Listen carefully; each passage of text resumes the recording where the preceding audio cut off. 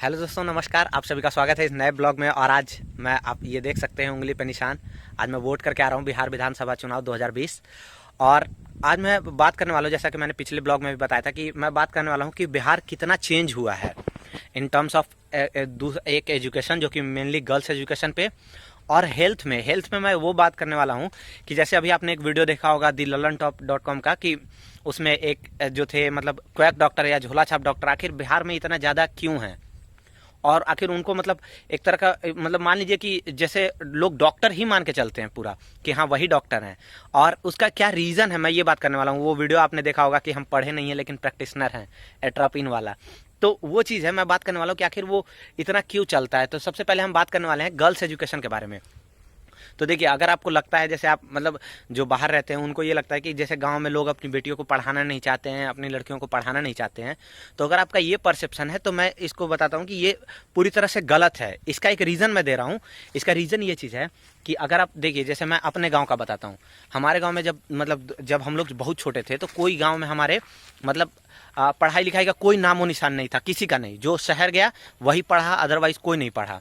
इसका रीज़न ये चीज़ था कि गांव में कोई स्कूल ही नहीं था, लड़कों के लिए भी नहीं था। मतलब एक इधर पूरे करीब 15-20 गांव हैं, तो उसमें करीब एक स्कूल था, वो भी यहाँ से 10 किलोमीटर दूर, 8-10 किलोमीटर दूर था।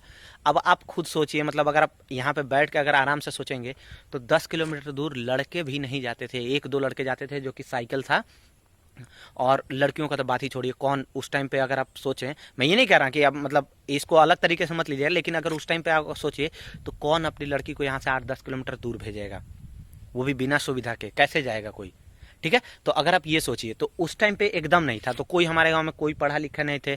फिर क्या हुआ, 2005 से 2010 वाला नीतीश कुमार का जो टर्म आया था, वो अब उनके मतलब पॉलिटिकल जो भी है उनके सोच से इत्तेफाक रखे ना रखे डजेंट मैटर, बट ये चीज़ जो फैक्ट है कि जब आए थे तो सारे गांव में एक एक स्कूल बन गया। हमारे गांव में भी एक स्कूल है, आपको मैंने दिखा था। फिर एक प्राइवेट स्कूल बन गया था। फिर ये था कि मतलब ये सब बाकी सारे गांव में भी स्कूल वगैरह बनने लगे थे।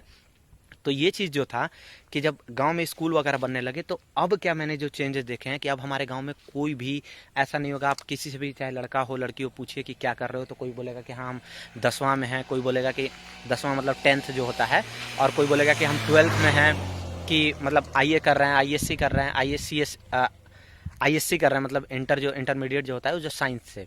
तो ये जो चेंजेस जो मैंने देखा है वो ये चीज़ है कि सुविधा होने से है। मतलब कि अगर आप साधन देंगे लड़कियों को पढ़ने के लिए, तो वो ये जो होता है कि ये आपको बहुत अच्छा अपॉर्चुनिटी अगर आप देंगे, तो हर कोई पढ़ना चाहता है, हर कोई पढ़ाना चाहता है, चाहे अपनी लड़कियों को हो, चाहे तो सब लोग पढ़ाना चाहते हैं। बस ये चीज़ है कि स्कूल ज़्यादा से ज़्यादा बनेंगे तो और ज़्यादा अच्छा होगा लोगों के लिए। तो ये मैंने जो देखा है चेंजेस, ये मैं आपसे वही बताना चाह रहा था कि ऐसा नहीं है कि लोग पढ़ाना नहीं चाहते हैं। और उसमें साथ साथ मैं और चीज़ देना चाहता हूँ कि धीरे धीरे, क्योंकि एकाएक जो चेंजेस नहीं आएंगे, क्योंकि सबको ये लगता था कि पढ़ा के करेंगे क्या, आखिर अल्टीमेटली शादी कर देना है तो फिर पढ़ा के करेंगे क्या।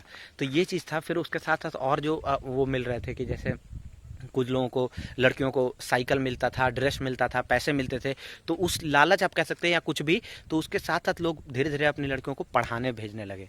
और फिर धीरे धीरे अब जो चेंजेस आया वो मैं आपको बता रहा हूँ कि अब हर कोई पढ़ा लिखा है। और एक चीज़ है जो मैं कहना चाहता हूँ कि अगर आप वुमेन एम्पावरमेंट का जो सबसे मुझे बेस्ट तरीका लगता है वो ये चीज़ है कि गांव के लेवल पे, मैं ये नहीं कह रहा शहर के लेवल पे नहीं, लेकिन गांव के लेवल पे ये चीज़ है कि अगर आप उनको सुविधा दे दीजिए और उनको पढ़ने के लिए, अगर लड़कियां जितना ज़्यादा पढ़ेंगी ना, तो मैं ये नहीं कह रहा हूँ कि उनको स्कूल में जाने पर 10 तक भी, अगर मान लीजिए कोई 12 तक भी पढ़ा है, तो ये चीज़ नहीं है कि उनको जाके वुमेन एम्पावरमेंट या कोई एक ना बहुत बड़ा स्किल सिखा दिया जाएगा, नहीं। लेकिन वो एक चीज़ जो देता है वो है कॉन्फिडेंस। उससे जो उनके अंदर कॉन्फिडेंस आता है कि नहीं हम पढ़े लिखे हैं तो हम कुछ ना कुछ कर लेंगे, और वो कॉन्फिडेंस होता है, वो एम्पावर करता है उनको। तो ये चीज़ मैंने देखा है, ये जो चेंजेस है। और दूसरा अब जो मैं बात करने वाला हूँ वो हेल्थ पे।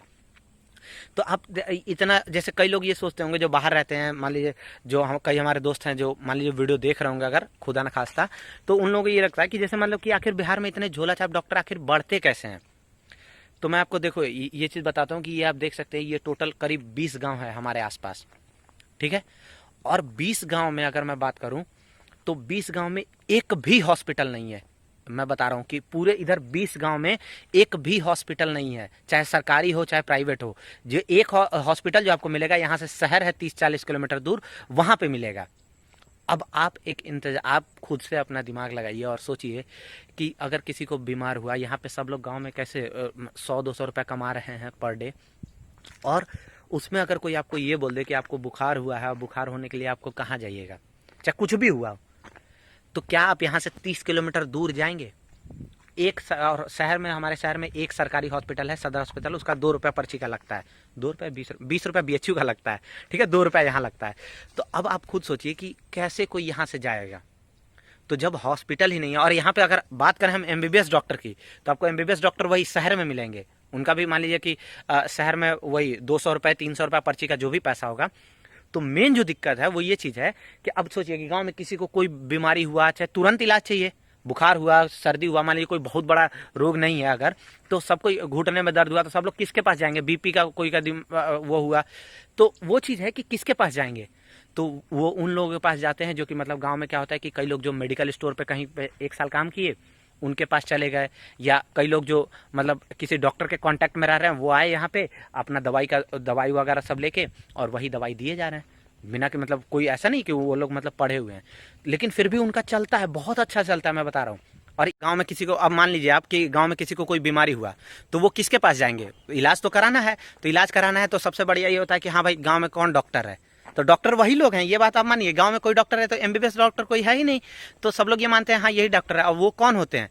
वो जिनको आप क्वैक बोल सकते हो, झोला छाप बोल सकते हो, जो भी मतलब वो चीज़ है, लेकिन वो क्या है, वो किसी डॉक्टर के पास बैठे, मान लीजिए 1 साल तक बैठे, देखे वहाँ की हाँ ये नॉर्मल बीमारी में दी जाता है, बुखार सर्दी BP वगैरह में, और चाहे मेडिकल स्टोर में कहीं काम किए और वहाँ पे सीख गए, और फिर वो लोग मतलब पूरा गांव में उनका चलता भी है, बहुत अच्छा चलता है। क्यों?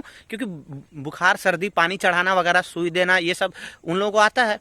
तो ये जो दिक्कत है, तो ये इसका रीज़न क्या है? तो इसका रीज़न यही चीज़ है कि डॉक्टर्स बहुत कम है, और बिहार में मतलब बिहार में ये चीज़ है कि डॉक्टर्स बहुत कम है, और प्लस में बिहार में डॉक्टर्स को जो वो दिया जाता है, मतलब यहाँ लोग आना ही नहीं चाहते हैं, डॉक्टर्स आना ही नहीं चाहते, क्योंकि बिहार का जो एडमिनिस्ट्रेशन है पूरा, वो इतना मतलब अलग ही तरीके का है। जब आप देखिए, कोई भी डॉक्टर गाँव की तरफ क्यों आना चाहेगा? अगर आप खुद सोचिए कि गांव की तरफ अगर वो आना भी चाहे, तो इधर का सिस्टम ही उतना वो है कि उसको उस प्रकार का रिस्पेक्ट नहीं मिलेगा, उसको उस प्रकार का मतलब ट्रीटमेंट ही नहीं मिलेगा।